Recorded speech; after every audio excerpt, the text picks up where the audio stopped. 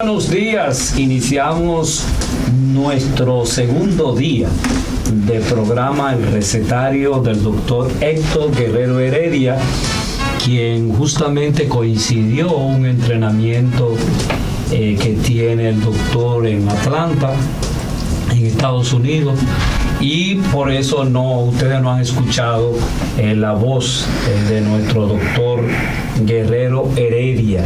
Ayer hicimos la presentación del equipo, casi el equipo completo.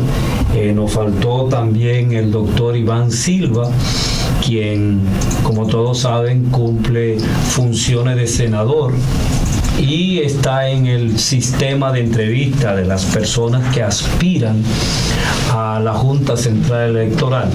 Pero Iván estará justamente los martes con nosotros, hablando de todo lo que tiene que ver con la podiatría, todo lo que tiene que ver con los pies, con las extremidades inferiores.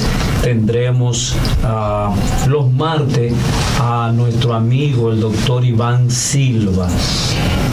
Pero el día de hoy toca la casualidad que tenemos nuestras, en este caso femeninas, nuestras primeras invitadas al recetario. Y estamos hablando de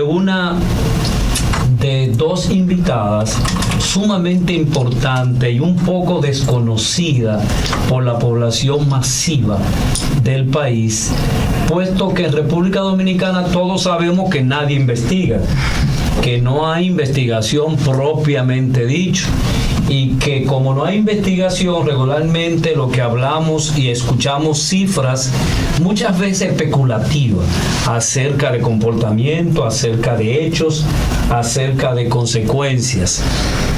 Y entonces estas dos personas que representan al Instituto Dermatológico tienen una vasta experiencia en investigación, y queremos conversar con Jaycee Donastor y con Marta Pérez de ese instituto acerca de ustedes que hacen investigaciones, han hecho de vacunas de VIH, de vacunas de chikungunya, de medicamentos contra el VIH, de modelos de intervención psicoterapéuticos, diferentes tipos de investigación.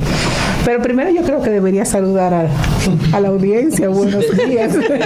Definitivamente. Buena idea, Jaycee. Buenos días. La voz que están escuchando de la doctora Jaycee Donastor, quien es la investigadora principal del instituto y con quien vamos a conversar acerca de, cuáles son las expectativas que se tienen con relación a la vacuna y el coronavirus. Y del otro lado tenemos a Marta Pérez Mencía, quien es la que realiza los ajustes, todo lo que tiene que ver con el comportamiento en función de las vacunas, en función de las investigaciones que se hacen, cuál es el resultado, cuál es el comportamiento que tiene la gente después de las investigaciones que ustedes hacen.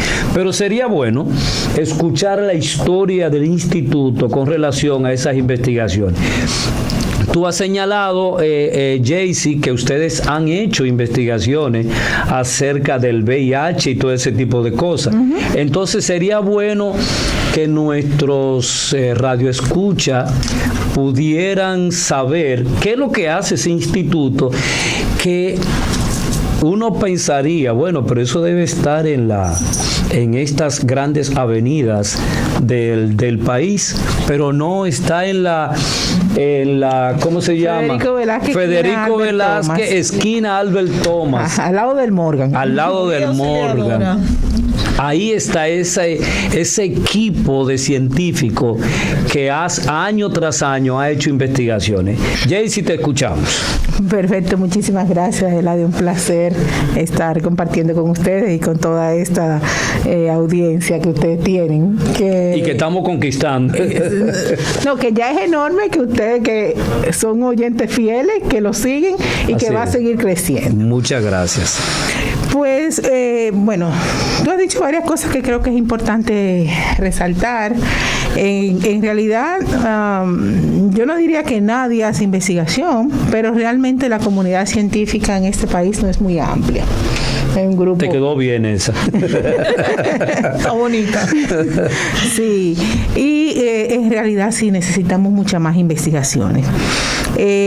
Nosotros desde el Instituto Dermatológico comenzamos con los procesos de estudio de vacunas de VIH desde el 2002, que fue creado la unidad, justamente como una coalición entre varias organizaciones para poder desarrollar un espacio que tuviera los requisitos para poder trabajar en ensayos clínicos de vacunas.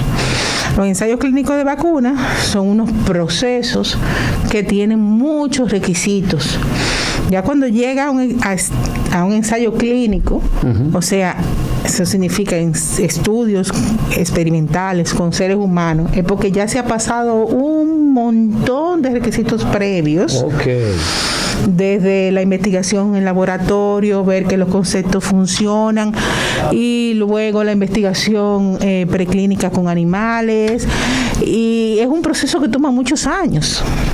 Y cuando ya se está seguro que ese producto es seguro para probarlo en seres humanos, entonces viene la investigación clínica, que últimamente, a propósito de la vacuna de COVID, estamos yendo mucho a hablar de fase 1, fase 2, fase 3, y la gente realmente no entiende muy bien de qué se trata. Justamente esas son fases de la investigación clínica cuando llega a seres humanos.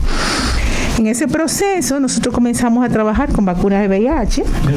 Pero se dice, para poder entender toda la explicación y llevarla en el ritmo, se dice que supuestamente la vacuna es la introducción del mismo virus que afecta a la gente, o es una creencia falsa. No, no es una creencia falsa. De hecho, las vacunas tradicionales consisten en una parte, o el virus o la bacteria, o sea, el patógeno que sea, debilitado o muerto, que no puede hacer daño, que se le introduce al ser humano, mantiene la forma y le enseña al sistema inmunológico humano a reconocerlo para que se pueda defender si ocurre una infección.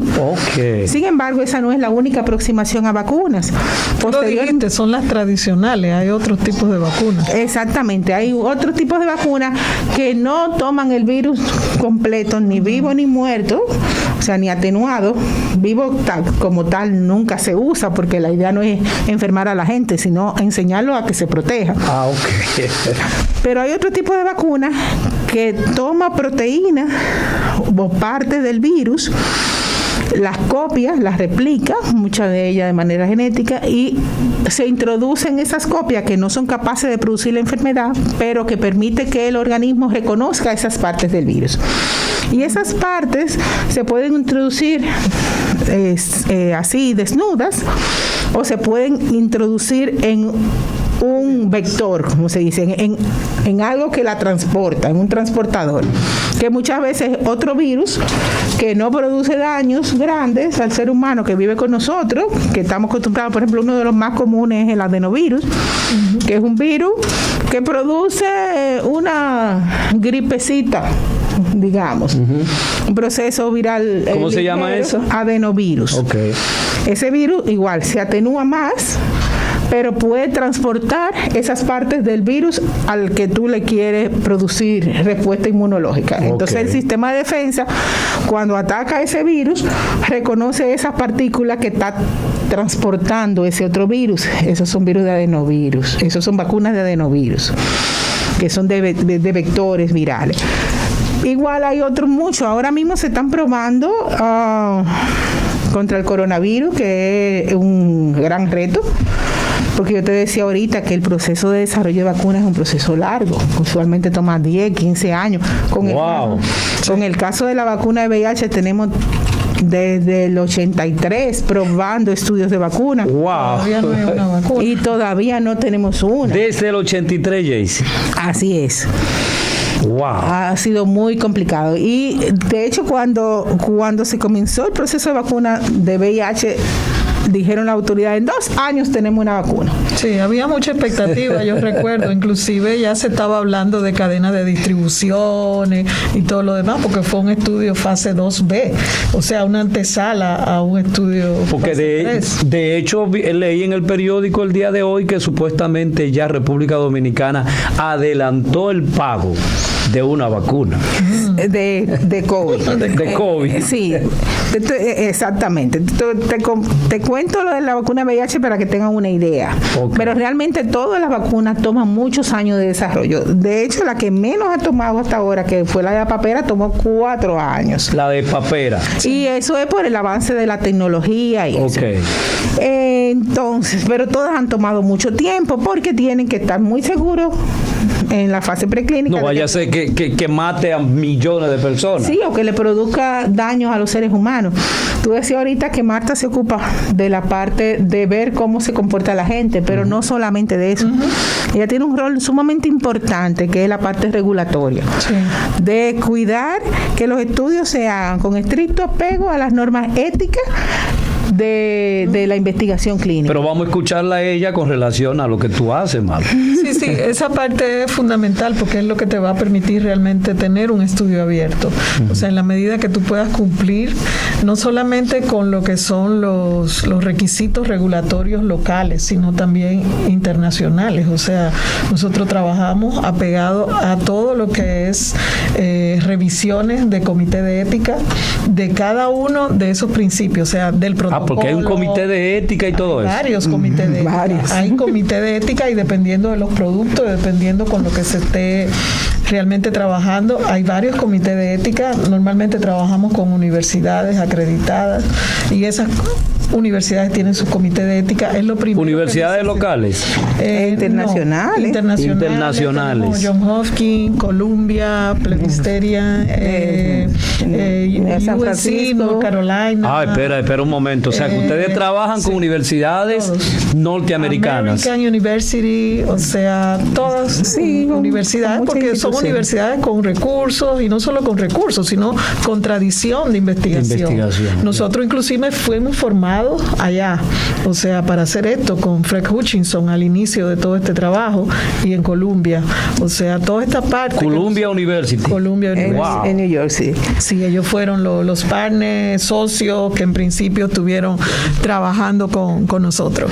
Entonces, justamente esto nos colocó en una, digamos, en la apertura de una nueva forma de trabajar, con todo lo que eran aprobaciones éticas, primero a esos niveles, luego a nivel local, y una vez con esa aprobación ética local, nosotros entonces tenemos que ir a aquí en República Dominicana hay un comité de ética para las investigaciones. Hay varios comités de éticas locales que funcionan en diferentes centros, pero hay lo que se llama el Consejo Nacional de Bioética en Salud, que regula todas las investigaciones a nivel nacional. O sea, cualquier estudio realmente de validez, cualquier estudio susceptible de publicar resultados, es un estudio que tiene que estar avalado por el CONABIOS.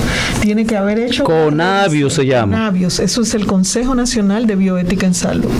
Entonces, CONABIOS tiene una serie de requisitos, a CONABIOS tú tienes que dar una serie de respuestas, ellos tienen que tener todo, realmente es como yo relajo mucho a veces con esto de la entrega, porque en cada una de las entregas del protocolo hay una revisión amplia donde hay que explicar todo.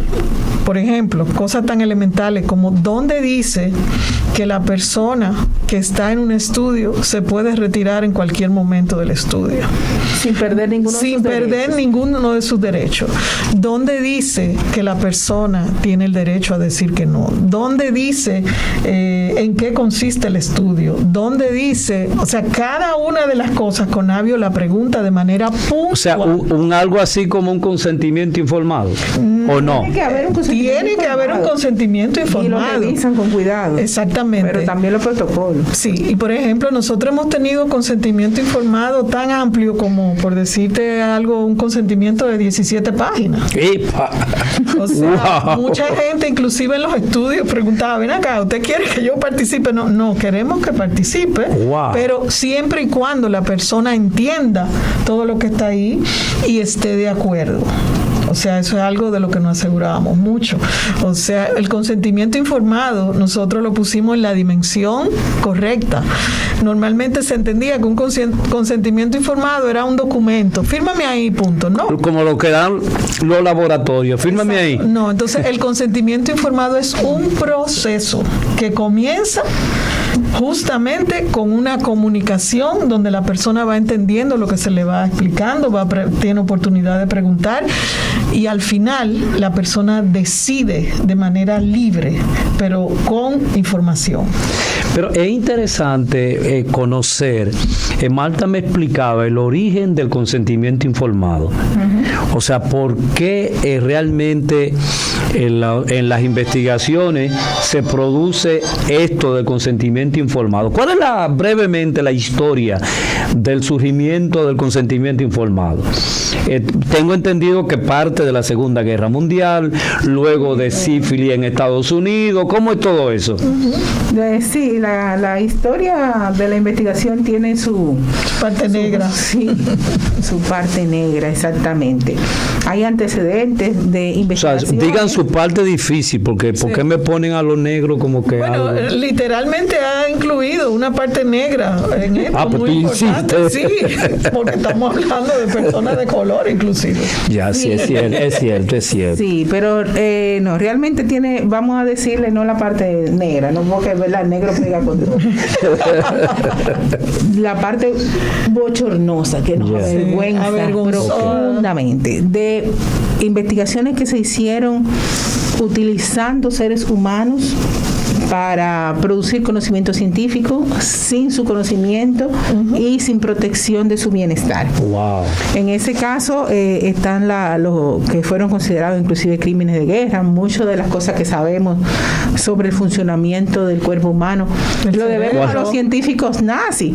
Pero ¿Cuál era justamente en esa investigación? Excúsame, Jaycee, determinar cuáles son los órganos básicos del ser humano y empezaron a sacar el riñón, sigue vivo, sácale el hígado, sigue vivo, para poder determinar cuáles son los órganos básicos humanos. Eso fue terrible. Continúa. Se hicieron cantidad de investigaciones terribles, como Marta comenzaba a decir, el tema del cerebro, de cuáles áreas controlaba el cerebro. Wow. Una persona abrirle la cabeza a una persona viva. Con los nazis hicieron una cantidad de experimentos con la población judía a la que consideraban que no eran seres humanos, sino seres inferiores, que se podía experimentar con ellos. Fruto de todo eso, inclusive ya el día de hoy, no solamente eso no se puede hacer con seres humanos, ni siquiera con animales. Existen lo que son buenas prácticas de investigación en animales, que también tú tienes que proteger el bienestar y hacer los procedimientos que son estrictamente necesarios a los animales para que tú puedas avanzar en la investigación científica. Pero hay un precepto básico que ninguna pregunta, ninguna curiosidad científica está por encima del bienestar de las personas que participan en la investigación. Es el tema justamente de la beneficencia, o sea, tú no puedes hacer daño. Debe maximizar los beneficios y minimizar los riesgos. En cualquier investigación, como en cualquier actividad de la vida, hay riesgos, pero tienen que ser los riesgos lo mínimo posible. Tiene que haber garantía de protección a las personas y las personas estar conscientes de eso para que lo decida si los asume o no los asume. Y si no los asume, pues está en su perfecto derecho y no pasa absolutamente nada. No pierde ningún derecho o privilegio que esa persona tenga anteriormente. Entonces podemos continuar con el tema de... Pero hay un concepto, Jaycee, Marta, hay un concepto de lo que es una vacuna. Sí, claro.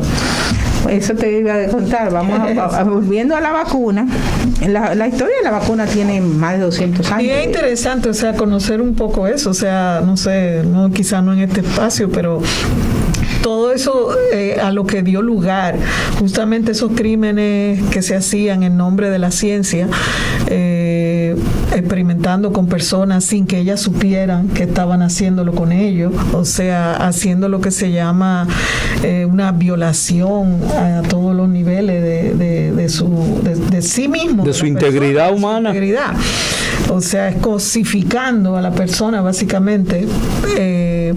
Todo eso dio lugar a una serie de códigos, a una serie de reglamentaciones, a una serie de informes, a una serie de lo que hoy nosotros consideramos y conocemos como las buenas prácticas clínicas, y eso se ha ido incrementando y se ha ido revisando cada cierto tiempo. Eso es ahí en ese instituto. Eso existe. No, eso es a nivel del mundo. Nosotros okay. Trabajamos apegado a lo que son esas revisiones y esas normas. A eso quería decir, internacionales, claro.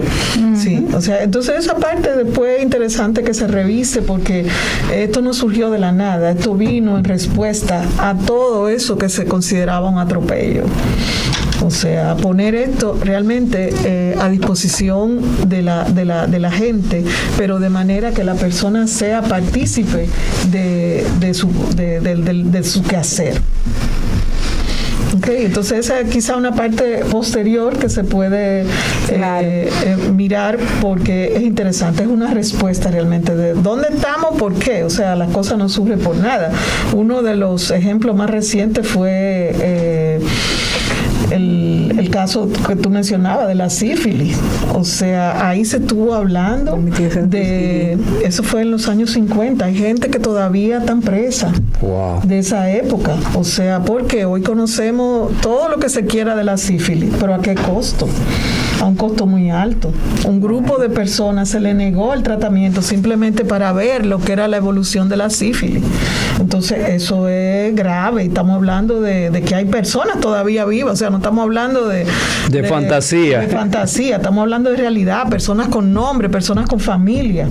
¿Entiendes? Entonces todos esos son los hechos oscuros a nivel científico que han dado pie a que esas normas y esas regulaciones sean cada vez más claras, más estrictas. O sea, lo que es también el tema de cómo el investigador tiene que invalidarse en muchos casos, o sea, que no hayan conflicto de interés, sea no que simplemente como yo soy una persona muy respetuosa y tú me conoces, tú tienes que participar en esto aún tú no quieras, o sea, no, o sea, todo eso se regula de manera general. Pero hay una cosa, los laboratorios, por ejemplo, los laboratorios, la voy a desviar un poco antes de entrar a vacuna y COVID. Los laboratorios son los principales investigadores del mundo, o no sé si me equivoco. Bueno, o sea, son los que más invierten en la investigación, ¿o no, Jace? No, por supuesto, Marta. Por supuesto. Hay investigaciones desde las universidades, desde el mundo científico, hay muchas investigaciones de diferentes tipos, pero por supuesto, los laboratorios que están llamados a producir y a comercializar medicamentos, dispositivos y vacunas, tienen de eso que viven, de desarrollar nuevos productos y ponerlos a disposición, exactamente, a ponerlos en el sistema de mercadeo, de distribución mundial. Entonces, muchas veces inclusive se alían junto con investigadores de otros espacios de investigación para fortalecer sus equipos, pero sí, mucha de la investigación viene de la industria. ¿Y ustedes han tenido experiencia de investigación con laboratorios internacionales? Por supuesto. Con varios. Sí, con varios. Por ejemplo, nosotros... y medicamentos que ya están probados. Para nuevo uso también. Tienen que pasar por ese proceso de aprobación ética y regulatoria que les apruebe el uso para ese... ¿Con cuáles laboratorios ustedes, por ejemplo, han trabajado? Nosotros hemos trabajado en estudio de vacuna con el laboratorio Merck. Y de medicamentos también. Por ejemplo, en estudio de vacunas de VIH particularmente, existe una red internacional que es la red de ensayos clínicos de vacunas VIH, y ellos es una instancia científica apoyada por los Institutos Nacionales de Salud de los Estados Unidos. Así hay red en Europa y en otras partes del mundo, y colaboran diferentes laboratorios, porque la idea es que cuando se tenga el producto, independientemente de quién lo produce, esos mecanismos permiten garantizar que la distribución sea amplia y que todo el mundo tenga acceso. Que todo el mundo gane. Está pasando, yo pienso, y eso mismo está pasando con COVID a través del proceso COVAX. Entonces, tú me preguntabas las vacunas. Tenemos 200 años, más de 200 años con vacunas, desde la vacuna de la viruela, que fue muy casual. Sí, fue un fruto de la observación, como es la investigación. El método científico comienza con la observación. Y este señor Jenner observó que en la época en que la viruela era causada de una mortandad terrible, observó que las ordeñadoras que le salían unas pústulas en la mano que se infectaban, uno nacido con costillas en la mano, sí, porque se infectaban de la viruela de la vaca. Entonces, cuando se exponían a personas que tenían viruela humana, no se infectaban. Exacto. Y él observó eso, por eso es que se llama vacuna, porque viene de la vaca. Vacuna. Qué de bien. Los vacunos. Entonces, lo que hizo fue un experimento de tomar agüita de la pústula, del nacito, de la bolita que tenía, de la agüita que botaba una de estas ordeñadoras, la tomó y se la colocó a un niño. Y entonces el niño se expuso y no se infectó, y de ahí viene la historia de las vacunas. Como te conté ahorita, como los diferentes tipos de vacunas, tú ves que hemos avanzado mucho en ese proceso. El día de hoy, ese era un experimento que no se pudiera hacer por el tema de las regulaciones, pero en ese momento era adecuado, y además la cantidad de gente que estaba muriendo, pues era un costo, digamos, bajo, que una persona que ya estaba expuesta en su medio ambiente se expusiera, o sea, no era un riesgo adicional que se le añadía a la persona. Entonces, desde ahí se ha avanzado muchísimo. El proceso sigue siendo un proceso como muy vigilado, tiene que seguir el proceso regulatorio para poder decir que se le va a poner a los seres humanos, pero con el tema del COVID, que es una pandemia que nos agarró desprevenidos a todos. Obviamente nadie sabía que no estábamos preparados para una pandemia de esas dimensiones. Pero esos virus siempre han existido. Claro, los virus están en el medio ambiente, existen. Nosotros vivimos con los virus, vivimos con... son parte de la vida. Exactamente. Ahora, ¿qué pasa? Que muchos virus, y ese es el caso de ese coronavirus, han hecho una transición del mundo animal, han brincado a los humanos. Nosotros no teníamos ese virus entre la colección de virus que nos acompañan. Entre la gama coleccionable de virus. Entonces, al no haber nunca experimentado ese virus, nuestro sistema inmunológico no estaba preparado para eso. Y eso ha pasado con otros virus. ¿Tú te acuerdas hace unos años? La chikungunya llegó. Sí. Y no estamos preparados para eso. No, como ente vivo, como ser humano, nuestro sistema de defensa no conocía ese atacante. Y ustedes hicieron una investigación en ese sentido. De vacuna de chikungunya, claro que sí. Entonces, claro, en este país, más de la mitad de la población tuvo el virus porque no teníamos defensa. Y había un subreporte, incluyendo nuestro director, Héctor Guerrero Heredia. Todo el mundo, Jace, inclusive se decía que el número no se iba a conocer nunca, porque por ejemplo en una familia, si le daba a 5 personas, quizá una de ellas iba a un médico y tenía un reporte, y los reportes eran solamente a nivel público, o sea, el que se atendía en una clínica no había reporte. Entonces yo recuerdo familias enteras que eso le dio a todo el mundo. Ahora, ¿qué pasa? El chikungunya te dio una fiebre muy alta, un dolor insoportable en las articulaciones, pasó tu proceso viral, te sanaste, algunos quedaron con secuelas, algunos envejecientes murieron por complicaciones de la chikungunya, pero la mayoría de la gente siguió su vida y desarrollaron inmunidad. Y después seguidito de vino ellos. el Zika. De ahí vino el Zika, sí. Pero bueno, A lo que no le dio chikungunya le dio Zika. como a mí. Sí. Ok, ahora, ¿qué pasa con el COVID? El COVID, igual, llega este virus que produce una neumonía masiva en un montón de gente, no hay explicación, se encuentra este virus, se comienza a tratar. El problema con las implicaciones que tiene el COVID no eran lo mismo de la chikungunya. ¿Por qué? Porque si bien, eso sabemos, la mayoría de la gente la va a vivir como una gripe común y corriente, que la va a pasar con pocos síntomas, se va a quedar un día en su casa y ya, la gente que se complica, las complicaciones son muy graves y mucha gente ha tenido esas complicaciones. La comunidad médica no sabía cómo enfrentar eso en principio, por eso también murió mucha gente que de repente, si se hubieran infectado 5 o 6 meses después, no hubiera muerto. Comenzamos a intubar a la gente porque era un problema de neumonía. Después supimos que, bueno, el tema es el desorden que se produce en el organismo por la respuesta inmunológica que hay, que no sabe a qué va a atacar y comienza a atacar el propio organismo y se producen los procesos de microcoagulación interna. Y la verdad es que todos los días estamos aprendiendo algo nuevo de este virus. Uh-huh.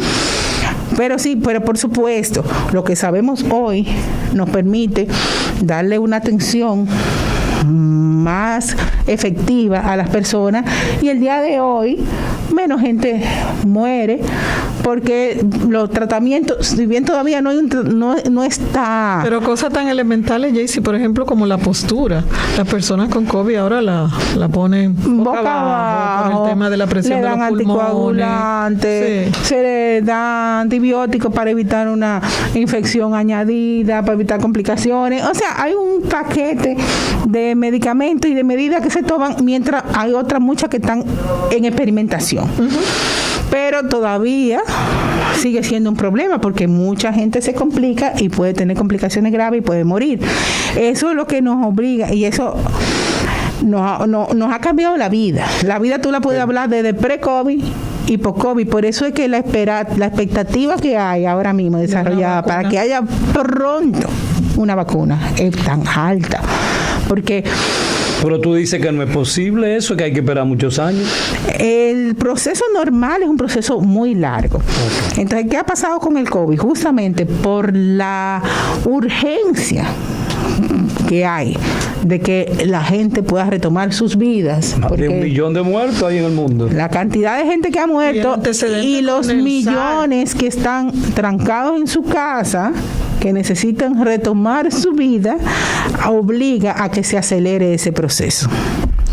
Vámonos, Jaycee, Marta, Noel, que está con nosotros. Vámonos a una pausa y regresamos.